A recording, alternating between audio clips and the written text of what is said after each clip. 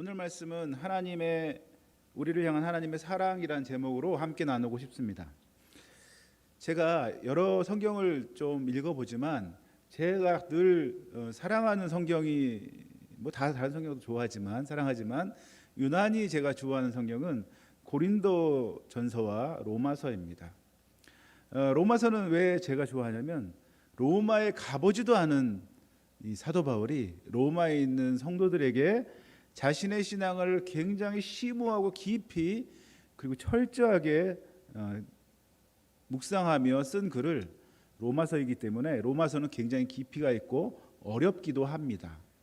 로마서는 그래서 어떻게 보면 작은 논문이라고 해도 과언이 아닙니다. 제가 로마서 특별히 15장 1절에서 3절 말씀을 이번에 묵상을 하게 되었는데요. 함께 읽어보도록 하겠습니다. 시작. 믿음이 강한 우리는 마땅히 믿음이 약한 자의 약점을 담당하고 자기를 기쁘게 하지 아니할 것이라. 우리 각 사람이 이웃을 기쁘게 하되 선을 이루고 덕을 세우도록 할지니라. 그리스도께서도 자기를 기쁘게 하지 않으셨나니 기록된 바 주를 비방하는 자의 비방이 내게 미쳤나이다 함과 같으니라. 아멘. 이 말씀이 조금 어려워서 새 번역으로 제가 다시 한번 옮겨왔습니다. 다시 한번 읽어보도록 하겠습니다. 시작. 믿음이 강한 우리는 믿음이 약한 사람들의 약점을 돌보아 주어야 합니다. 우리는 자기에게 좋을 대로만 해서는 안 됩니다. 우리는 저마다 자기 이웃의 마음에 들게 행동하면서 유익을 주고 덕을 세워야 합니다. 그리스도께서도 자기에게 좋을 대로만 하지 않으셨습니다.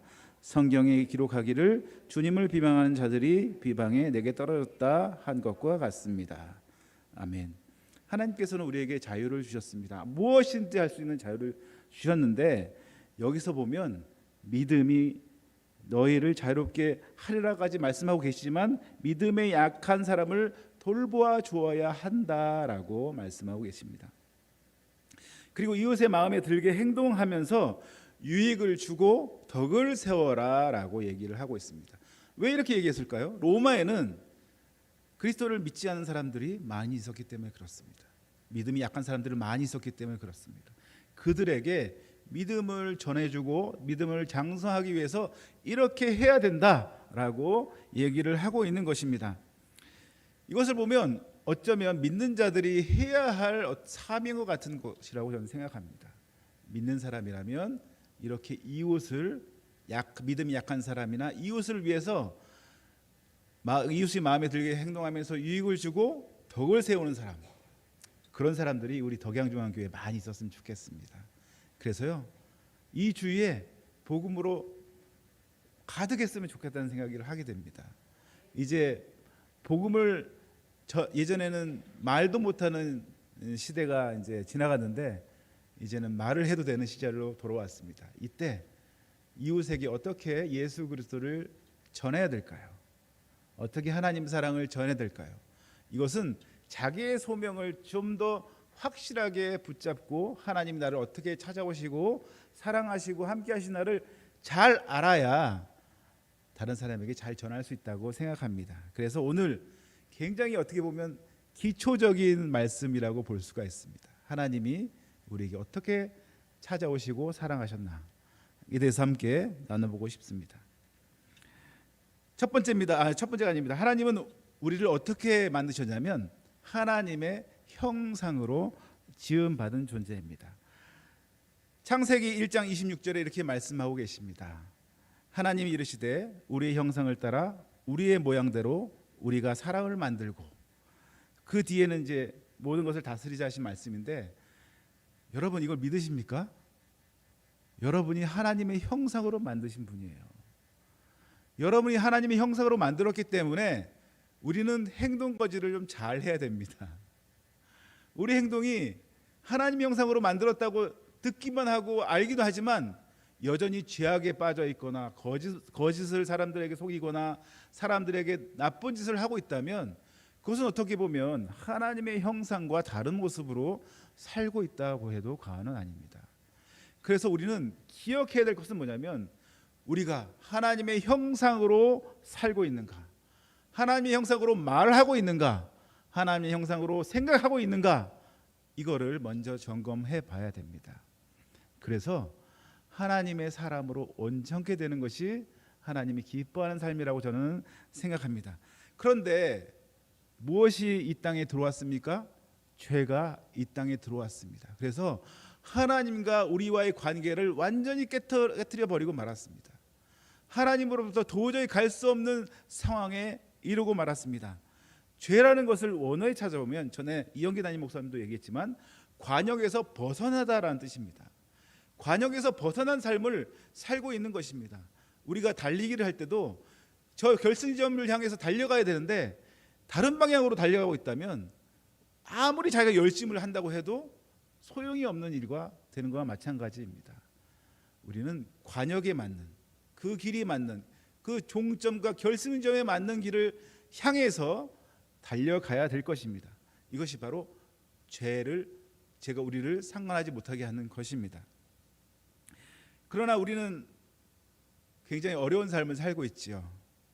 의미 없는 삶을 살기도 하고 방황하기도 하고 때로는 잘못된 방향을 설정하고 그것을 달려가기도 합니다. 이것은 죄가 여전히 우리를 사로잡기 때문에 그런 모양이 많이 나타납니다.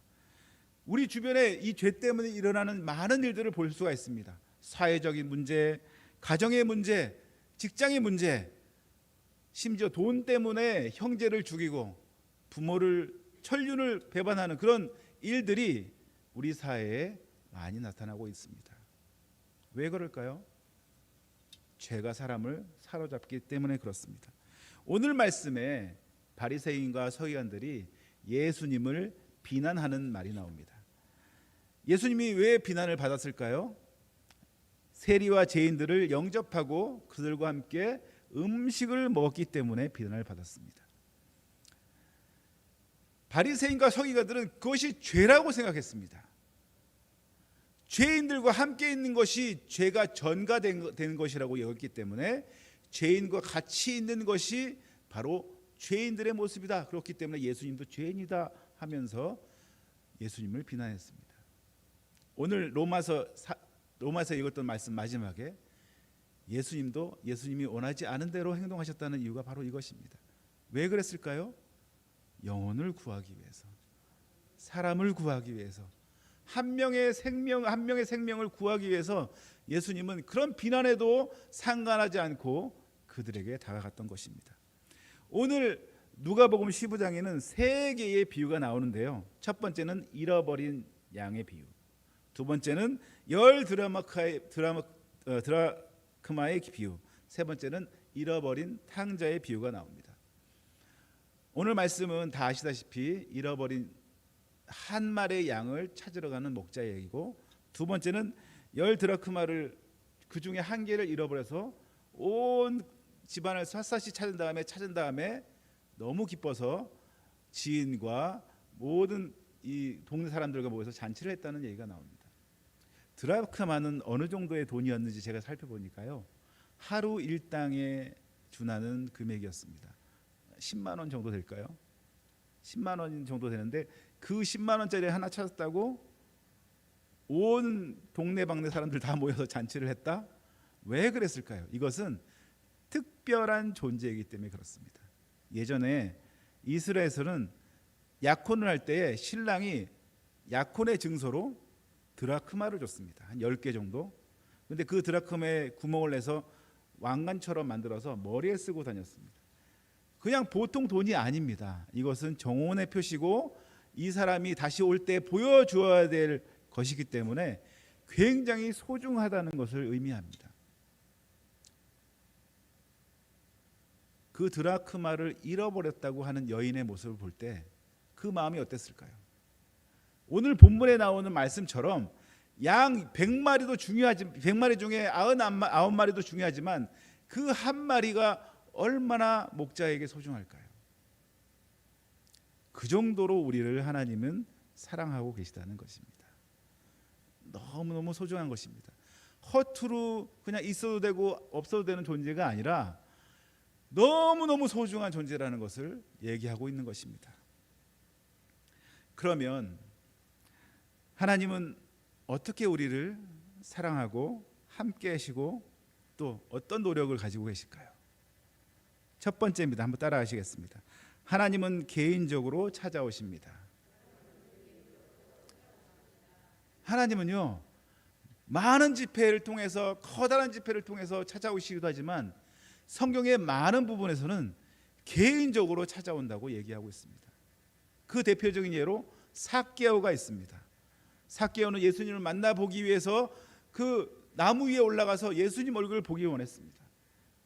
그 예수님을 본 이후에 삭개오가 가졌던 여러 가지 문제를 예수님을 통해서 해결함을 받게 되었습니다. 사람들이 삭개오를 보고 너는 죄인이야, 너는 정말 나쁜 놈이야, 너는 우리와 같은 동족이 아니야 라고 사람들이 손가락질했을 때 삭개오는 고민에 빠졌을 것입니다. 나도 유대인인데 나도 하나님의 자녀가 아닌가, 하나님 백성이 아닌가, 대단한 고민이 있었을 것입니다. 그때 예수님 만나서 삭개오는 그 해결의 해결책을 얻었습니다. 예수님이 말씀하셨죠. 이 사람도 아브라함의 자손이다. 이렇게 삭개오의 고민을 한 방에 날려버렸었습니다. 또 예수님이 개인적으로 만난 사람이 누가 있을까요? 사마리아 여인이 있습니다. 사마리아 여인은 수많은 남자가 있었지만 남편도 그 남편이 지금 같이 사는 사람도 내 남편이 아니다라는 예수님의 말씀을 듣고 선지자를 만났다고 사람들에게 말하고 다녔습니다. 이 여인은 굉장히 불쌍한 여인입니다. 예전에 성경 연구자들은 이 여자가 굉장히 음란한 사람이다라고 얘기했지만 그렇지 않은 것 같습니다. 지금 연구에 의하면 남유다와 반대되는 개념으로 북이스라엘에 쓰였던 사마리였지만 그들도 역시 하나님을 믿고 있는 존재였고 율법을 알고 있는 존재였기 때문에 만약에 옳지 못한 음행을 삼았던 여인이었다면 생명을 보존하지 못했을 것입니다. 근데 이 사람은 남편한테 쫓김을 당했습니다. 그 이유는 뭐냐면 지금 연구를 의하면 여러 가지 설을 듣지만 아기를 못 낳아서 그랬다라는 얘기가 있습니다. 아기를 못 낳기 때문에 남자한테 버림을 받은 것입니다. 그리고 또 다른 남자하고 결혼했는데 또 그 남자에게 버림을 받은 것입니다. 그 당시에는 아기를 낳는 것이 굉장히 중요한 일이었기 때문에 이 여인은 아기를 잉태하지 못하는 불쌍한 여인이었습니다. 그래서 이 여인은 어떻게 하나님과 예배를 어느 곳에 드려야 되는가 궁금하기도 하고 선지자가 와야지 내 문제가 해결될 것이다라는 기대감에 차 있었을 것입니다. 물론 성경에는 이 여인이 잉태했다는 얘기는 없습니다. 하지만 예수님을 만나고 이 여인이 가졌던 여러 가지 의문이 해결함을 받았습니다. 우리 사랑하는 덕양중앙교회 성도님들, 예수님을 개인적으로 만나셨습니까? 개인적으로 만났을 때 여러분은 예수님께 어떤 문제를 해결함 받고 싶으십니까? 그 문제가 있다면 지금이라도 예수님께 구해 보십시오. 해결함을 받아 보십시오. 왜냐하면 예수님은 개인적으로 우리를 찾아오시는 분이시기 때문입니다. 그렇기 때문에 우리 사랑하는 덕양중앙교회 성도님들은 개인적으로 하나님과 만나는 시간을 가져보시길 바랍니다. 주님께서 나에게 어떤 말씀을 하시는지, 어떻게 하기를 원하시는지 예수님께 한번 물어보시기 바랍니다. 제가 선교단체에 있었다는 사실을 여러 번 얘기하기 때문에 말씀 많이 드렸지만 우리 학생들의 문제가 몇 가지가 있었는데 그 중에 한 가지 뭐냐면 제가 다니던 선교단체는 워낙 큰 선교단체였기 때문에 여름 수련을 하면 8,000명, 10,000명 이렇게 모입니다. 전국에서. 그러니까 와 우리가 뭐가 된 것처럼 착각을 하는 학생들이 가끔 있었어요. 자기 신앙은 전혀 돌아보지 않고 우리가 이렇게 모였다. 그런 프라우드가 생긴 겁니다.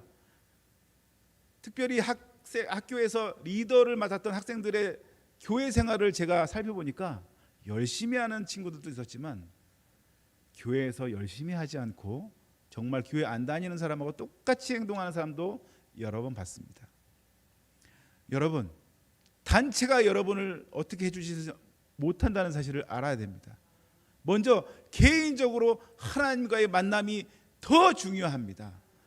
그렇기 때문에 하나님의 관계를 계속해서 개인적으로 이루어나갈 수 있도록 해보시기를 바랍니다. 예수님은 우리에게 개인적으로 찾아오십니다.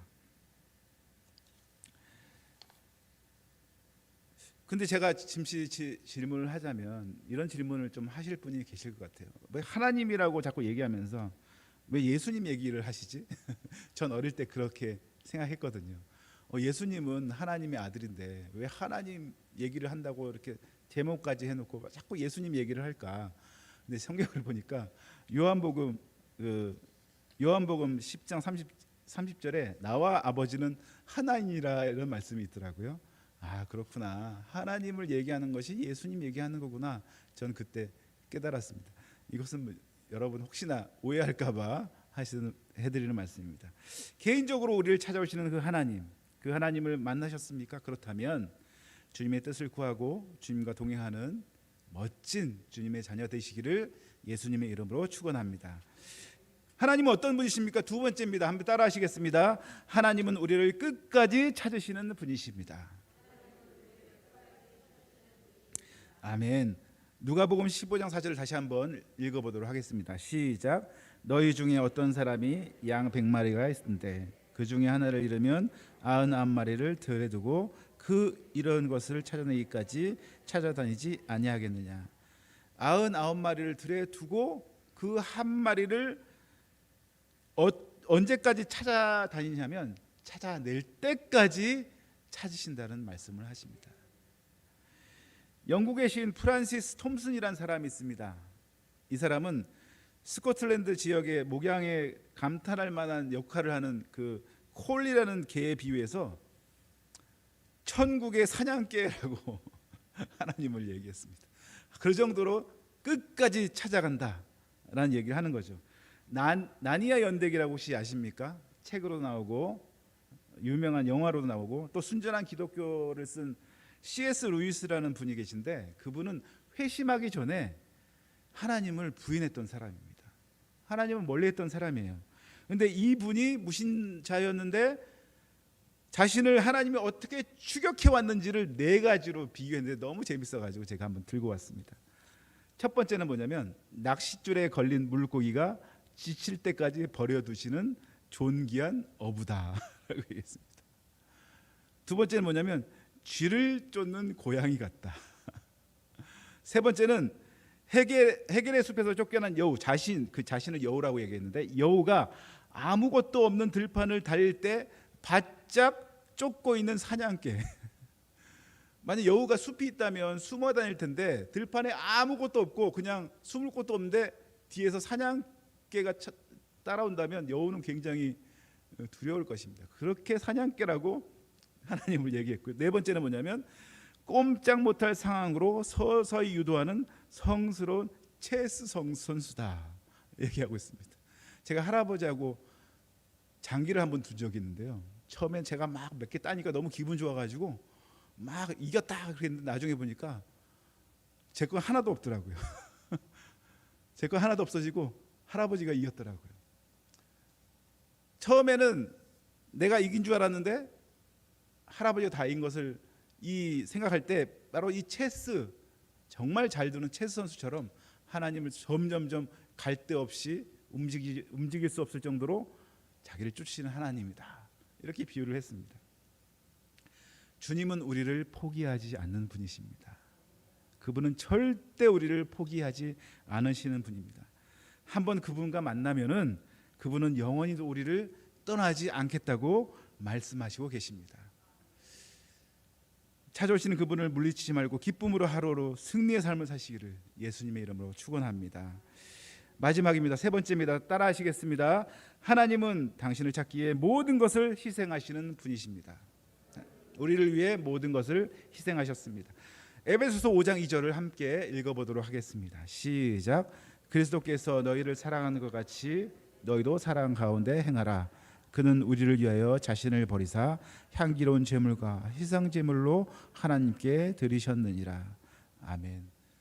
바로 예수님이 어떻게 우리를 사랑하셨냐면 우리를 위해서, 본인을 위해서가 아니에요. 하나님을 위해서가 아니에요. 우리를 위해서 예수님은 자신을 버리셨습니다. 어떻게 버리셨냐면 향기로운 제물, 희생 제물로. 영원히 죄로 말미암아 하나님께 갈 수 없는 우리를 죄에서 말끔하게 깨끗하게 해 주시기 위해서 번제로 희생제물로 우리를 대신해 주셨습니다. 그 때문에 우리는 새로운 삶을 살게 되었고 새 생명을 얻게 되었습니다. 이것을 많은 사람들이 좀 알았으면 좋겠어요. 당신 때문에 예수님이 죽었습니다. 근데 이렇게 얘기하면 네? 저는 예수님을 죽인 적이 없는데요. 이렇게 얘기할 수도 있습니다. 아직 신앙이 그 안에 들어왔기 때문에 이 깊은 뜻을 알지 못하는 것입니다.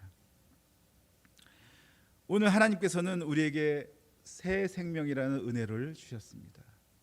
우리를 이 제일 처음에 제가 말씀드렸던 15장 1절에서 3절의 이 말씀을 우리는 이제 적용하며 살았으면 좋겠습니다. 왜냐하면 그 놀라운 은혜를 우리는 갖고 있기 때문에 그렇습니다. 우리는 이 좋은 계절, 이제 여름이 다 지나간 것 같아요. 이제 가을이 오고 있습니다. 이제 선선한 바람이 불고 있습니다. 이 좋은 계절에 전도하는 계절이 되었으면 좋겠습니다. 그런데 전도와 우리 교회로 인도하는 것은 조금 다르게 생각하셔야 됩니다. 우리 교회로 데려오는 것은 어렵습니다. 근데 교회 데리고 오는 게 어렵다고 예수님까지 전하지 말라는 얘기는 아닙니다. 예수님을 전해야 됩니다.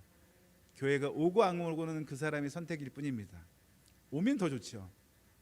하지만 예수님 전하는 것을 우리는 쉬지 않았으면 좋겠습니다. 왜냐하면 우리에게 그렇게 좋으신 하나님이 있기 때문입니다. 만약에 온 인류를 구할 수 있는 암의 치료제를 발견한 과학자가 그 어린 조수에게 나는 조금 있으면 생명이 끝날 것 같으니까 이 좋은 약의 이 효능을 많은 사람에게 알리고 많은 것을 전파하라고 이 어린 조수에게 전하고 죽었다고 생각해 보십시오. 그때 이 조수는 고민을 할 것입니다. 그 어려운 걸 내가 해야 돼? 그냥 하지 않을래. 아니면 이 암을 해결할 수 있는 약을 발명했습니다 라고 사람에게 퍼뜨릴 것인가? 이것은 그 조수의 결정에 달려 있습니다.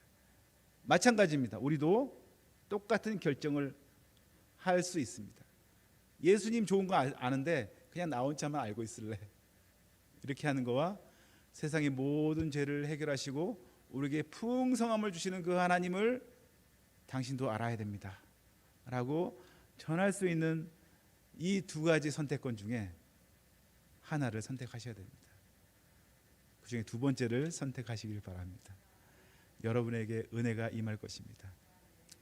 제가 어릴 때 버스를 타고 갔는데 집이 포항이라서 울산에서 학교 다닐 때 포항까지 버스를 타고 가니까 굉장히 긴 거리잖아요.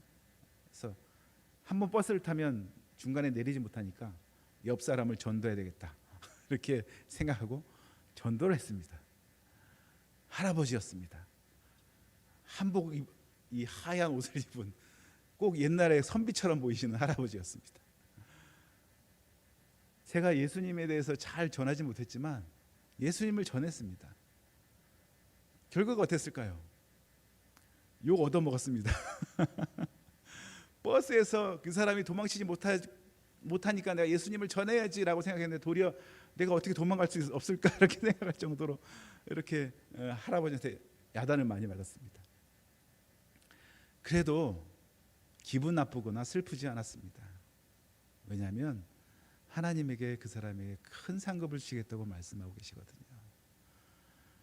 여러분, 예수님 전한다고 두려워하지 마세요. 하나님께서 큰 복과 은혜를 더해 주실 것입니다. 대신 제가 로마서 15장 1절에서 3절에서 드린 말씀처럼 이웃을 사랑하고 이웃을 유익을 주고 이웃과 함께하는 마음을 가져야 된다는 것이 먼저입니다. 내가 이 사람에게 교회를 데리고 가기 위해서 좋게 얘기했다, 좋은 일을 하겠다, 선물을 하겠다, 이미 그 사람도 다 압니다. 다 알기 때문에 그렇게 해서는 안 됩니다. 오히려 역효과가 일어나게 됩니다. 그냥 예수님의 사랑으로 사랑하고 예수님의 사랑으로 도와주고 예수님의 사랑으로 함께 하십시오. 그렇다면 언젠가 하나님께서 그 사람에게 은혜를 주시면 같이 교회 나올 수도 있을 것입니다. 포기하지 않고 함께 했으면 좋겠습니다.